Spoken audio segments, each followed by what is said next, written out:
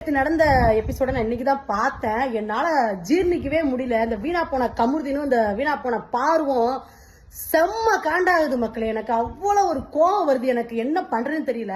அவங்க சான்றா என்ன இது பண்ணாலும் இருக்கட்டும், அவங்க என்னென்ன வார்த்தை கேட்பேன். உண்மையிலே நீ வீணா போன காமுதாண்டா நீ. எனக்கு செம்ம காண்டாகுது ஃப்ரெண்ட்ஸ். அவ்வளவு கோவம், அவ்வளவு ஆத்திரம் வருது. தயவு செய்து நீ உள்ள மட்டும் அனுப்புனா 2 பேரையும் தரத்தரன்னு இழுத்துட்டு கூட வந்துருவேன். எனக்கு அவ்வளவு காண்டு. எனக்கு இந்த வீடியோவை பார்த்துட்டு அப்படி பிடிச்சி தள்ளி விடுறா. நீ ஒரு பொண்ணு தானே, எவ்வளவு அக்கிரமம் பண்ணிக்கிட்டு இருக்க நீ வீட்டுல இருந்துகிட்டு. எங்க சீசன்ல எல்லா சீசன் லவ் பண்ணாங்க, உங்களை மாதிரி கன்றாவதியா பண்ணிக்கிட்டு இருந்தாங்க. பைத்தியங்க மாதிரி பண்ணிக்கிட்டு இருக்கீங்க. அந்த பொண்ணை பிடிச்சா அப்படி தள்ளி விடுறீங்க.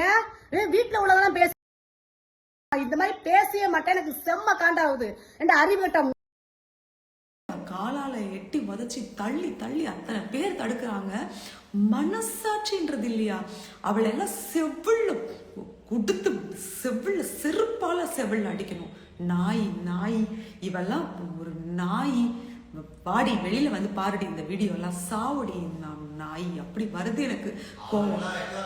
இந்த மாதிரி எல்லாம் என் லைஃப்ல நான் வந்து மறந்து கூட என்னோட கேரக்டர்ல நடிக்கும் போது கூட நான் வந்து நான் நாசமா இந்த மாதிரி வார்த்தைகள் நான் அவ்வளவு யோசிப்பேன். ஒரு வாட்டி திட்டினா கூட போய் சாமி கிட்ட போய் அவங்க பேர்ல அர்ச்சனை பண்ணிட்டு வருவேன்.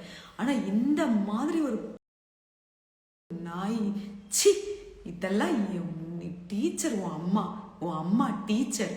அன்னைக்கு உள்ள வந்த அன்னைக்கு உன் அம்மா 2 அறை கொடுத்துருந்தாங்கன்னா நீ எல்லாம் திருந்திருப்ப.